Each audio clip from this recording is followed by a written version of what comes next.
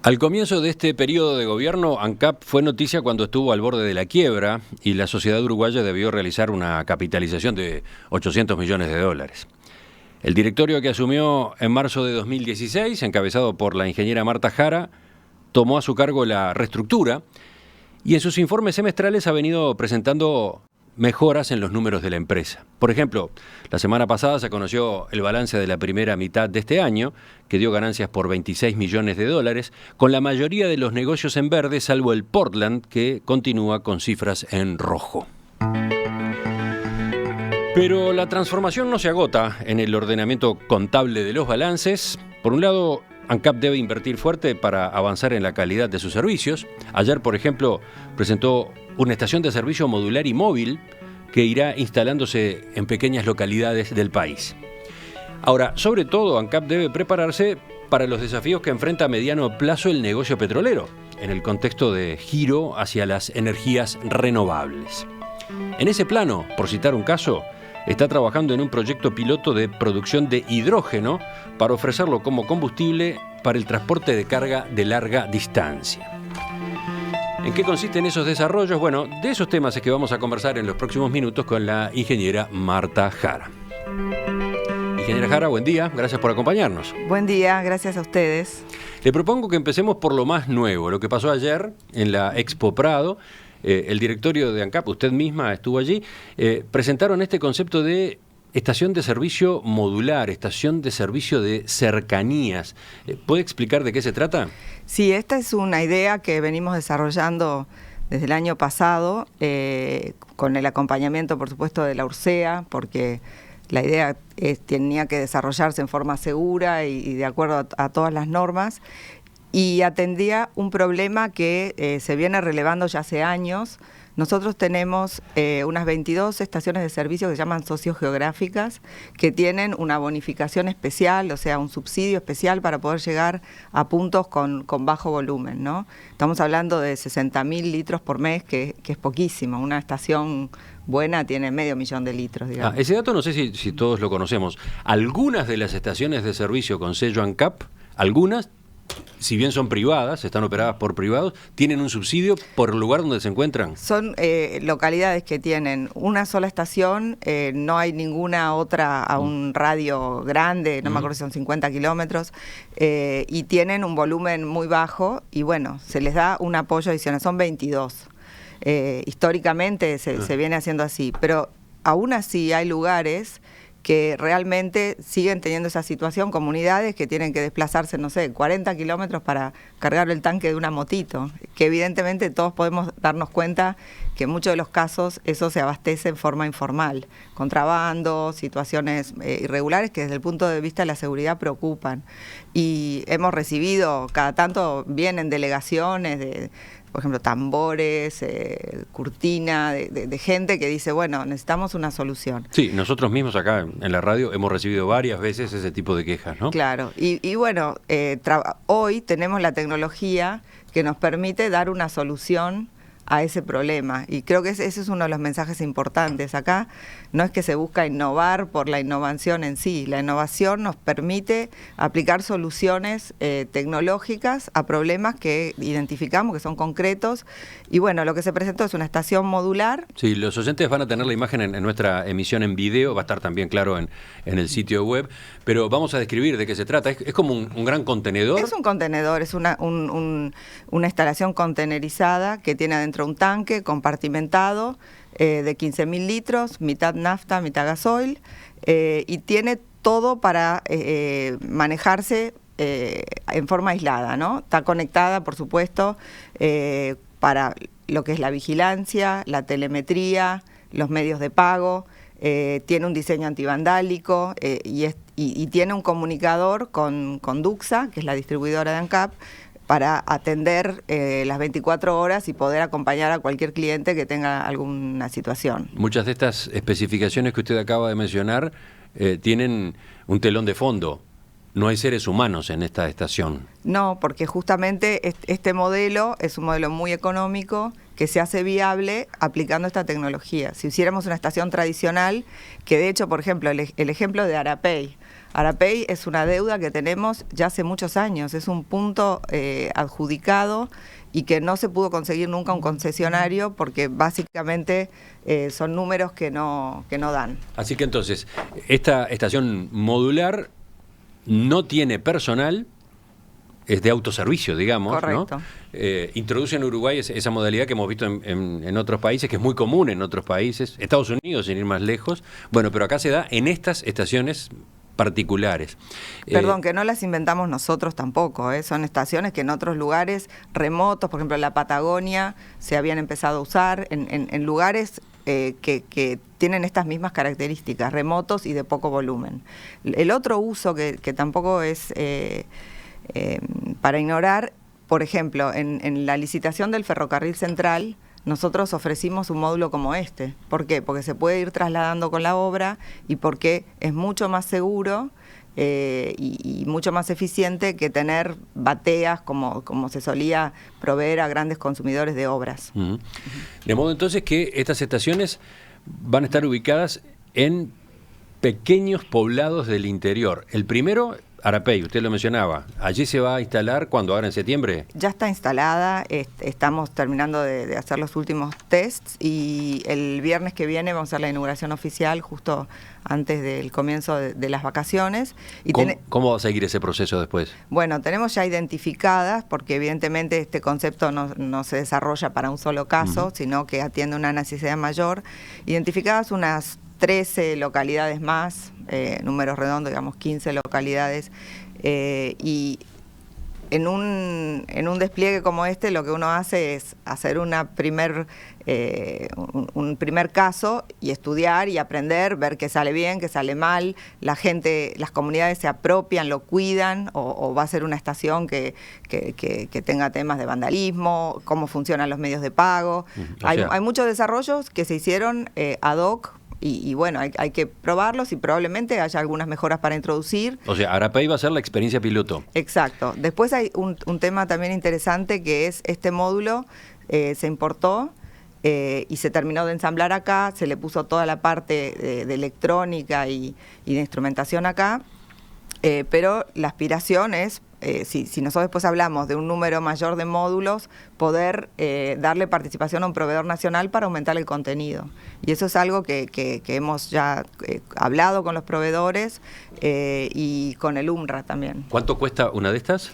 El módulo en sí fueron $60.000, pero después toda la instalación, otros $60.000, la parte civil y todo lo demás. La parte de imagen visual, sí. $120.000 cada una de estas estaciones modulares. ¿Y eso cómo se compara con otras inversiones? Ahora, las estaciones pueden, entre la parte inmobiliaria nada más, pueden salir $1 millón. O sea, es una estación que entendemos, y eso es lo que tenemos que validar con el piloto, pero que permite cumplir de forma sustentable, ¿sí? De forma económicamente sostenible para atender una demanda de estas características. ¿Cuándo entonces se continuaría? Usted dice, se va a observar lo que pasa en Arapey, etcétera, se sacarán conclusiones. Entonces, ¿en qué fecha aproximadamente habría una segunda, una tercera? Bueno, creo que ya el fin de año nos va a agarrar rápido. Capaz se puede hacer algo en alguna localidad remota del este, tal vez para la temporada, pero creo que el despliegue interesante se podría dar para el año que viene. La reacción que veo de los oyentes, ingeniera Jara, es positiva, pero enseguida aparecen casos concretos. Por ejemplo, dice Pablo, entre Salto y Artigas, 200 kilómetros, no hay estaciones de servicio. Ese es un ejemplo. Después le preguntan por Balneario Solís, en Maldonado. Otro justamente consulta por si este modelo de estaciones modulares es aplicable a lugares turísticos. Ejemplo, la Costa de Rocha, que saliendo de La Paloma, una sola estación todo el año, no hay más servicios hasta Castillos. Bueno, todos esos casos son los que estamos evaluando. Algunos son estacionales, Una de las ventajas que tiene esto es que eventualmente no es para estar moviendo todos los días, desde luego, pero se puede mover de acuerdo a las necesidades, así que lo estamos evaluando, pero no me voy a adelantar cuál será el próximo. Hay todo un equipo que valora todo eso. Vamos a hablar con usted hoy de innovación, de tecnología, de cambios orientados al futuro. Le hago una pregunta más a propósito de estaciones de servicio. En el mes de mayo, DUCSA llevó a cabo el primer Foro Nacional de Estaciones de Servicio ANCAP. Ahí estuvieron autoridades, estuvieron propietarios de las estaciones para discutir cómo será lo que se viene, ¿no? Incluso se mencionó que algunas de las estaciones que se está preparando estarían operativas ahora, en el segundo semestre del año. En ese caso, ¿de qué se habla? Bueno, hay una serie de innovaciones que se van a ir desarrollando de a poco. Creo que la primera que ya pueden ver los clientes, y los invito a todos a descargarse la app, es la de estaciones de servicio ANCAP, que parte de nuestra estrategia, que evidentemente es la transición energética, eso es lo de largo plazo, pero parte de eso es la cercanía con el cliente, poder llegar con mejores productos, con mejores experiencias, y eso posiciona a ANCAP para realmente ser parte activa de la transición energética, porque es quien de alguna forma en su negocio central tiene la movilidad, ¿no? A ver, entonces usted todavía no me habló de la estación de servicio del futuro, me habló de una aplicación. Sí, la aplicación lo que permite es encontrar estaciones, calificarlas, calificar a los pisteros, utilizar medios de pago a través de esa misma app, pedir garrafas de supergas, y eso es como la primer parte de empezar a generar una plataforma electrónica para interactuar con el cliente. Pero en ese foro, la gerente general de DUCSA, Victoria Hernández, en un momento dijo, todos nos preguntamos qué va a pasar, por ejemplo, con los autos eléctricos, con los combustibles alternativos. Yo, si tengo una estación de servicio, voy a tener negocio. Hay muchos que me preguntan si tienen que vender su estación, si sus nietos podrán continuar en este rubro, etcétera, ¿no? Bueno, creemos que parte de esa transición está, la palabra clave es servicios, una estación de servicio, y nosotros entendemos la inquietud de los dueños de estaciones, de toda la cadena de distribución, de cómo nos acompañamos en esa transformación. Y lo que nosotros estamos tratando de entablar como diálogo y como trabajo es, tenemos que conseguir otros negocios que complementen esos servicios, porque los flujos de fondos de una estación van a cambiar. Entonces, bueno, ya cambiaron cuando se incorporaron los supermercados, ¿no? Los mini las tiendas mercados, ¿no? Bueno, en nuestra franquicia, que son tiendas 360, si ustedes son clientes y van seguido, a mí me encanta la Bocata Nilsson, por ejemplo, que es una... Claro, se empiezan a hacer ese tipo de cosas porque... Recomendación de la presidenta de acá. ¿Cómo se llama? Bocata Nilsson. Mi favorita es la ibérica. Pero quiero decir, tenemos que ir desarrollando ofertas para todos los públicos, atraerlos a la estación. Hay, por ejemplo, lockers inteligentes para el comercio electrónico. ¿Perdón? ¿Cómo es eso? Claro, hay una alianza con Agencia Central, entonces lo que hay es lockers inteligentes. Si uno hace un pedido de e-commerce, recibe un código, puede ir a esos lockers y levantarlo en algunas estaciones. Y como le digo, es una plataforma que se empieza a generar, que cada vez se retroalimenta más, y los próximos pasos, que la visión la llamamos Estación del Futuro, piensa incorporar, por ejemplo, reconocimiento de imágenes, para que si un cliente entra a una estación y le reconocemos la chapa, podamos decir, buen día Emiliano, dirigite a la bahía tal y ya te vamos a alcanzar lo que pediste de la tienda 360 a tu auto. Entiendo todo eso, pero vuelvo al nudo del Sí. negocio. Los autos, los camiones, los vehículos. Lo que está de por medio acá sobrevolando es que va a haber menos movilidad a combustibles fósiles, ¿no? Eso es lo que está de por medio. Por va a haber suerte. más vehículos eléctricos. Sí. Entonces, para empezar van a tener que tener cargadores, que ya hay alguna experiencia en ese sentido. Tenemos una ruta eléctrica compartida con UTE, es un proyecto en conjunto. Hay algunos puntos de carga específicos, por ejemplo, para taxis, pero también en una serie de estaciones ANCAP hay puntos de recarga. Aparte de lo que es la movilidad de pasajeros particulares, de autos, digamos, hay un espectro muy grande y sabemos que la transición se va a ir dando con un menú de opciones, ¿no? Por un lado están los biocombustibles que aprovechan la infraestructura existente y que en todo el mundo también están avanzando. Y ANCAP también está avanzando en el concepto de biorefinería, con biocombustibles de segunda generación. Pero después hay, en lo que es realmente la decarbonización con visión de largo plazo, aparte de los vehículos a batería, que están muy bien para las necesidades del transporte liviano, para el transporte pesado, la batería, por su peso, por su baja densidad energética, no es viable, ¿sí? Un camión ocuparía todo su espacio con una batería en vez de llevar carga. Por eso es que para el sector transporte de carga y larga distancia estamos desarrollando el hidrógeno. ¿Y en las estaciones de servicio del futuro se va a ofrecer hidrógeno? Eso lo iremos descubriendo porque es algo dedicado a la movilidad pesada, que tiene otras necesidades. ¿Sí? Sí, pero sí, eventualmente. Los camiones de carga van a tener que cargar, van a tener que surtirse de combustible, que en ese caso será hidrógeno. ¿Dónde? Primero estamos haciendo un piloto, pero van a haber estaciones, no sé si van a haber 480 estaciones como que tenemos hoy con hidrógeno, pero sí van a tener que haber puntos de carga y eso pasa en otros países. Nosotros hemos visitado, en California hay, en Alemania hay, en los países nórdicos hay. Hablemos enseguida, después de esta pausa, del hidrógeno, del proyecto Verne, ¿no? ¿Se llama así? Del proyecto Verne, por el cual ANCAP se está preparando para eso, para producir y ofrecer hidrógeno como combustible. Estoy seguro que muchos de nuestros oyentes en este momento saltan y dicen, ¿qué hidrógeno? No está todavía la gente muy familiarizada con esta posibilidad, creo que vale la pena entenderla. Además de ordenar sus balances, ANCAP está invirtiendo en innovación y tecnología para mejorar sus servicios.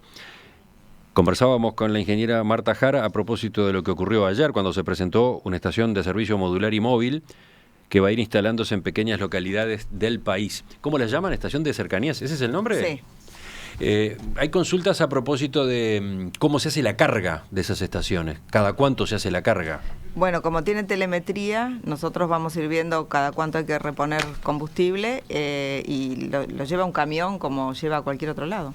Después está la duda sobre el mantenimiento, ¿no? O el daño, cómo se controla lo que pasa incluso en el exterior, con la estación misma, ¿no? Bueno, hay televigilancia y el diseño que se hizo supuestamente es antivandálico.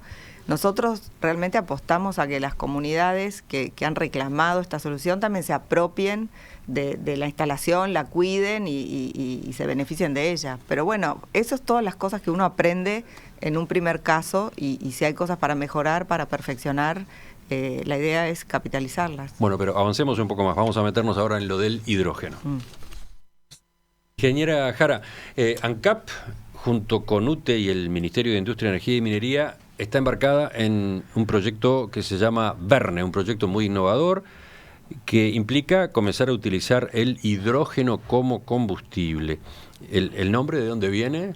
Viene de una cita que encontró el equipo que está en esto, que nos pareció espectacular, de la isla misteriosa del 1800 y pico, donde predice visionariamente que un día todos los vehículos van a funcionar con el hidrógeno y el oxígeno y va a ser un combustible maravilloso.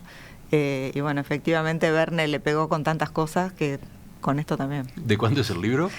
Bueno, Verne es de fines del siglo XIX, ¿no? Así que hace bastante tiempo que existe la posibilidad de considerar el hidrógeno como combustible. ¿Qué ha pasado? ¿Por qué ahora reaparece o se vuelve más viable esta posibilidad?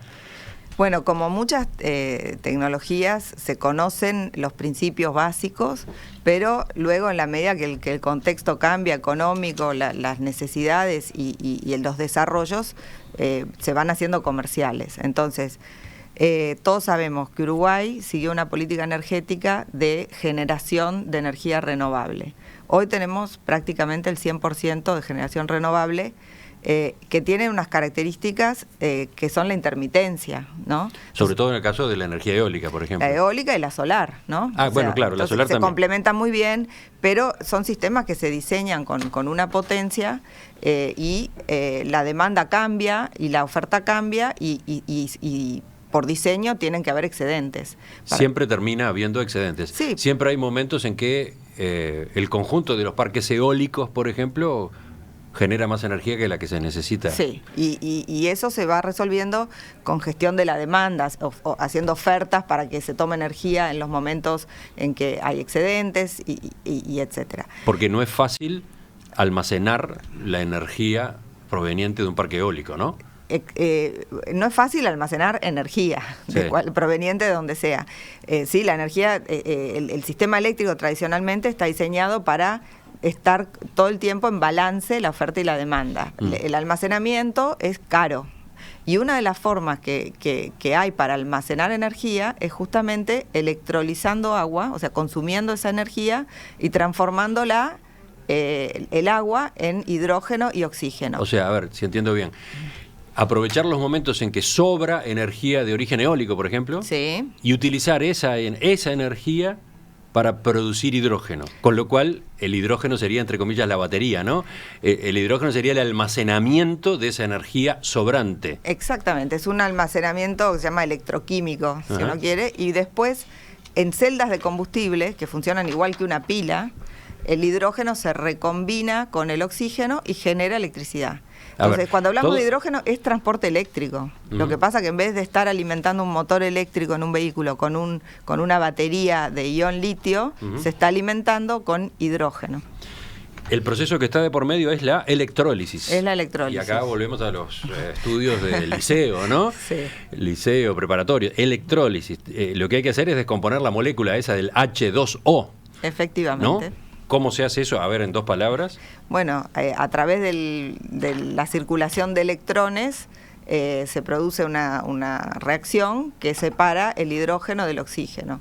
Y estos gases migran a los electrodos, ¿sí? Y lo mismo hacen los electrones. De esa forma se acumula hidrógeno por un lado, oxígeno por el otro. El oxígeno es un coproducto que también se puede utilizar, pero bueno, lo que estamos focalizados es en el hidrógeno. El hidrógeno se almacena a presión y lo que tiene de interesante es que eso se puede despachar en una forma similar a la de los combustibles. En realidad es un gas a presión, pero en un par de minutos se llena el tanque de un camión. Y eso lo diferencia también y lo hace adecuado para este tipo de uso al que estamos apuntando. ¿Cómo se transporta? ¿En tanques? En tanques, sí. Tanques pueden ser de metal o de fibra, ahora hay fibras de vidrio que son muy livianas y que admiten presiones de hasta 750 bar. Ese proceso se desarrollaría entonces eligiendo los momentos en los que sobra energía eólica, por ejemplo, o sobra energía fotovoltaica. Sí, y es importante resaltar que este proceso tiene sentido si la energía es renovable, porque no tendría ningún sentido utilizar fósil para generar energía y luego transformarlo en hidrógeno. Porque Lo que usted está diciendo es que la electrólisis también se puede hacer con cualquier electricidad. Con cualquier electricidad, por ejemplo, electricidad proveniente de una central a fuel oil. Exacto. Nosotros estuvimos en abril en Alemania, en una de las ferias más importantes de la industria, y hablando, por ejemplo, con Mercedes-Benz, yo le preguntaba al que dirige la dirección de autobuses, ¿no? ¿Por qué están tan, digamos, como atrasados en autobuses a hidrógeno? Y me dice, porque para larga distancia, como no hay problemas de calidad de aire, que es lo que pasa en las ciudades, nosotros no vemos el caso porque nuestra electricidad no es verde, es gris, le llaman, ¿sí? Eso se entiende. Y Uruguay, y creo que eso estemos todos orgullosos, es pionero en lo que es generación de electricidad verde. Por eso creemos que podemos generar interés para desarrolladores de tecnología, porque este es uno de los primeros lugares que cuenta con energía verde para generar hidrógeno verde. Bien, pero ¿cómo dan los números? Bajemos a tierra eso. Sí. Entendido el concepto, la pregunta es, ¿ya estamos en condiciones de que ese hidrógeno sea rentable, sea conveniente? Por eso apuntamos a un piloto, porque vemos que la tecnología todavía no está madura y que seguramente van a bajar los costos. Lo que vemos sí es la oportunidad de hacer un proyecto cuyo principal objetivo es aprender, es ser un poco punta de lanza de la tecnología en Uruguay, y con el marco que se desarrolló con UTE y con el Ministerio, podemos hacer una oferta a operadores de flota donde su costo de operar los vehículos sea a paridad con el gasoil, ¿sí? Entonces estamos usando la energía que nos brinda UTE, que permite cumplir con esas condiciones. ¿Pero en el camino por ahora habría algún subsidio escondido? Estamos viendo algunas cosas como la COMAP. La COMAP, la comisión en la que hay se exoneraciones de inversión. Sí, si aplican exoneraciones, estamos viendo si aplican los subsidios a la compra de vehículos eléctricos, porque en definitiva, como decía, un auto un vehículo con una celda de combustible es un vehículo eléctrico, pero digamos, estamos en el marco de un piloto que normalmente cuenta con este tipo de subsidio, y creemos que vale mucho la pena porque después es un potencial muy grande. Vale mucho la pena, sobre todo desde el punto de vista del medio ambiente, dice usted. Bueno, del medio ambiente ni hablar. No hay, entiendo que no hay ninguna propuesta superior a la del hidrógeno en lo que implica cero emisiones, ¿no? ¿Y cuándo entonces se vería esto en la práctica? Bueno, ahora estamos terminando de definir bien la especificación técnica y otros aspectos que no son menores. Cuando se introduce una tecnología nueva, por ejemplo, los vehículos en Uruguay, como en cualquier lado, tienen que ser homologados por una autoridad.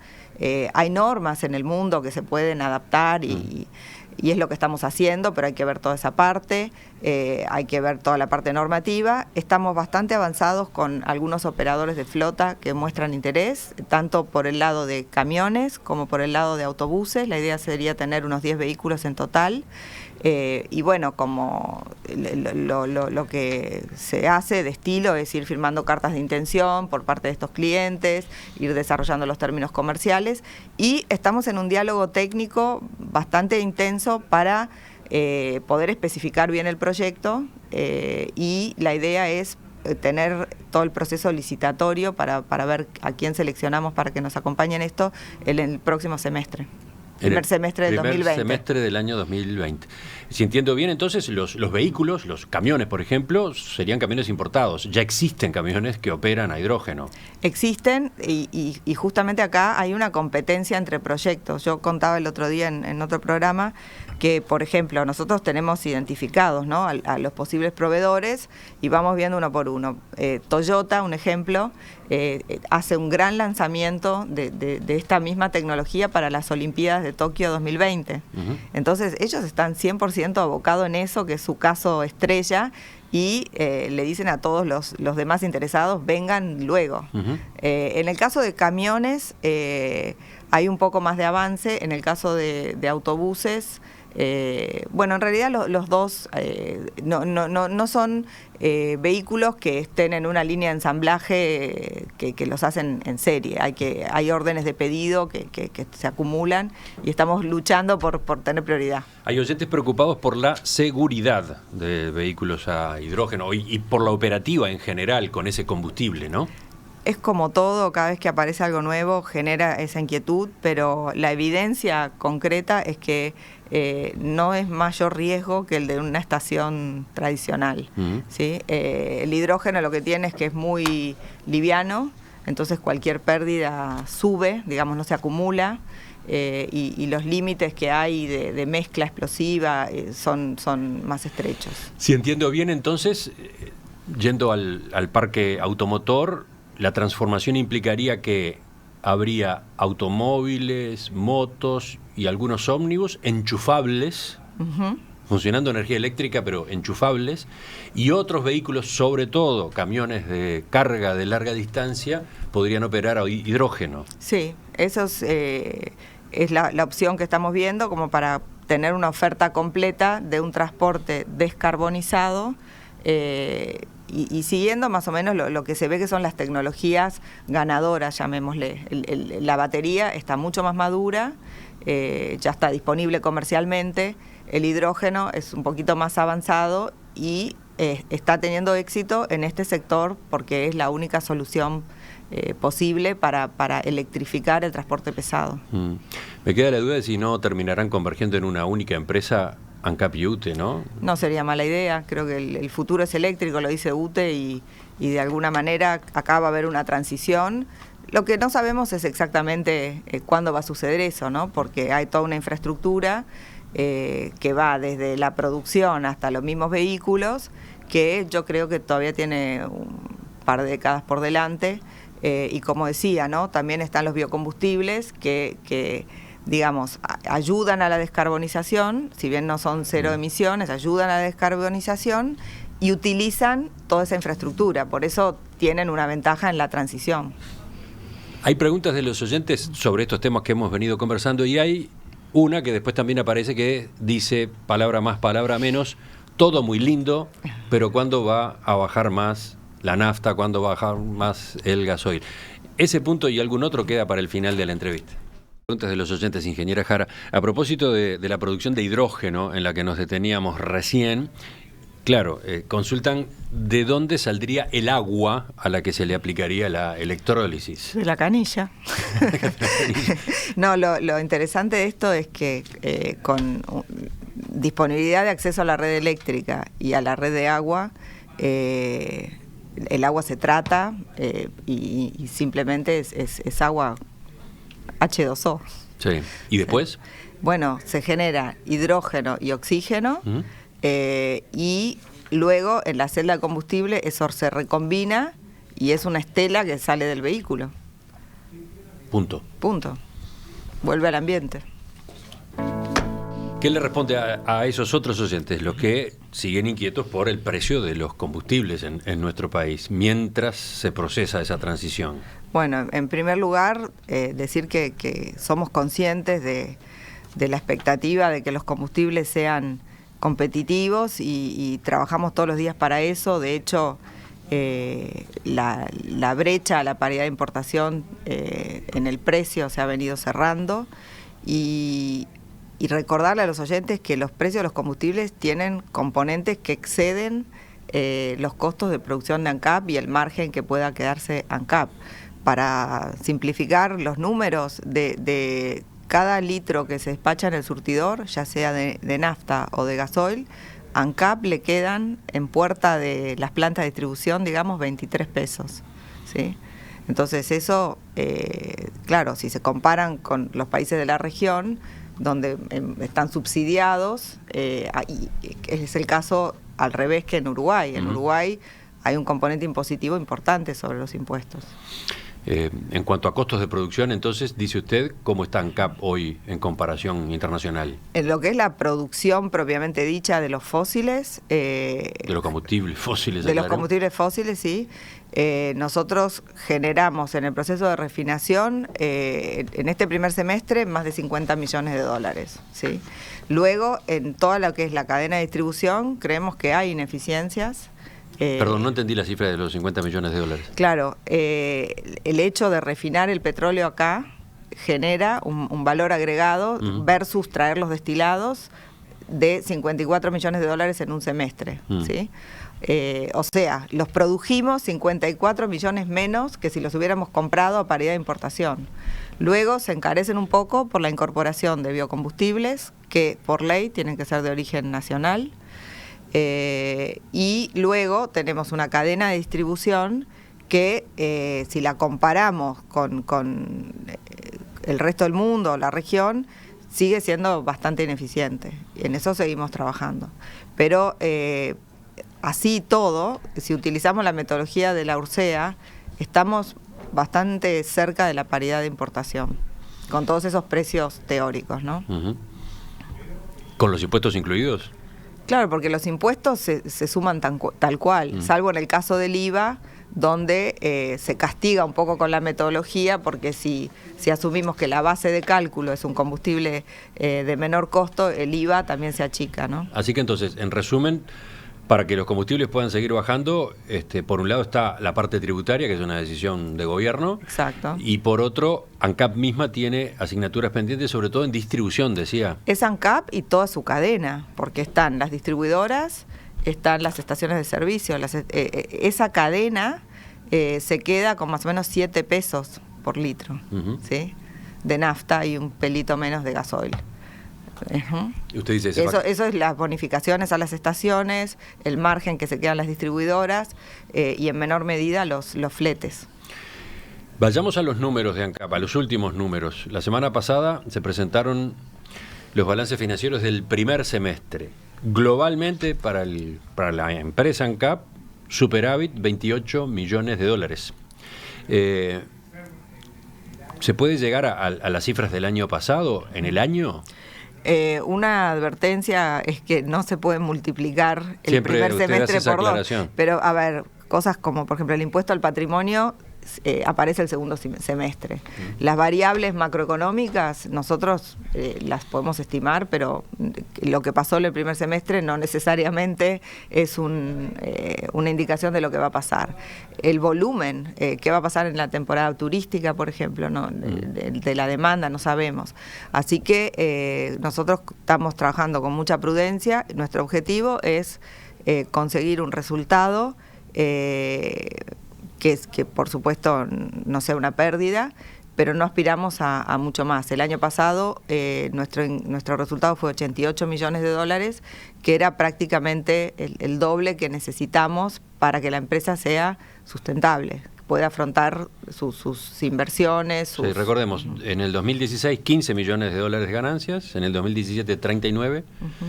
Y en el 2018, 88 millones. Sí, algo que hay que apreciar es que la facturación de ANCAP es de unos 3.000 millones al año, ¿no?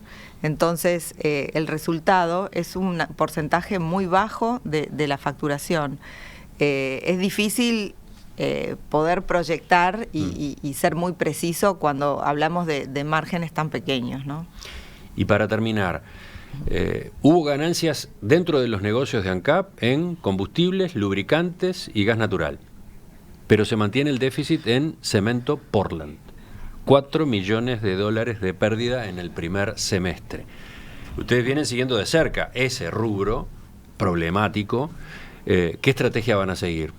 Bueno, nosotros nos habíamos planteado cerrar el déficit operativo, y evidentemente no lo logramos. Se viene reduciendo a un nivel que creo que nadie confió que lo íbamos a lograr, pero sigo pensando que no es aceptable subsidiar un negocio que está en competencia y que, bueno, como todos los negocios, tiene que demostrar su sustentabilidad. Así que usted dice que sigue pensando que no tiene sentido subsidiar ese negocio, y la posibilidad de cerrarlo directamente, de venderlo, se ha manejado varias veces. ¿En qué está entonces? Una decisión como esa claramente excede las decisiones que puede tomar ANCAP solo, ¿no? Así que lo que estamos haciendo es, primero, reconocer que el problema persiste, que se mejoró mucho, pero que no es suficiente, y reevaluando el contexto. No es fácil. Tenemos una demanda propia en Uruguay que vemos que está subiendo con toda la construcción de los proyectos relacionados con UPM, la instalación de UPM, pero vemos la demanda regional, por ejemplo, que siempre hay expectativas de alguna exportación, sobre todo a la Mesopotamia argentina, que es muy incierta, y por el lado de la oferta, bueno, hay más competencias, se está instalando una nueva planta, la importación ha entrado también en Uruguay. Así que creo que es algo que, como mirando hacia adelante, hay algunas inversiones que son imprescindibles. O sea, habría que invertir. En este negocio que es deficitario, habría que invertir todavía. Y hay algunas inversiones que están relacionadas con estándares, ¿sí? Y también con la confiabilidad de la misma planta. También a los clientes merecen un respeto, una continuidad que no se los puede dejar sin un producto, si hay un acuerdo para abastecerlos, ¿no?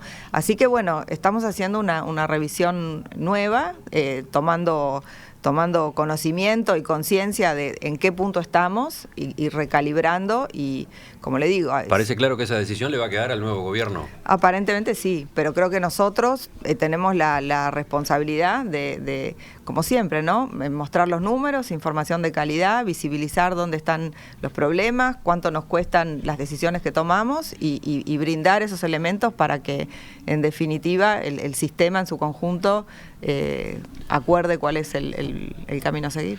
Ingeniera Marta Jara, presidente del directorio de ANCAP, gracias por visitarnos esta mañana. Muchísimas gracias por la oportunidad de mostrarles un ANCAP que innova y que busca realmente soluciones y aportar valor a la sociedad. Muchas gracias. Volvemos a conversar en cualquier momento.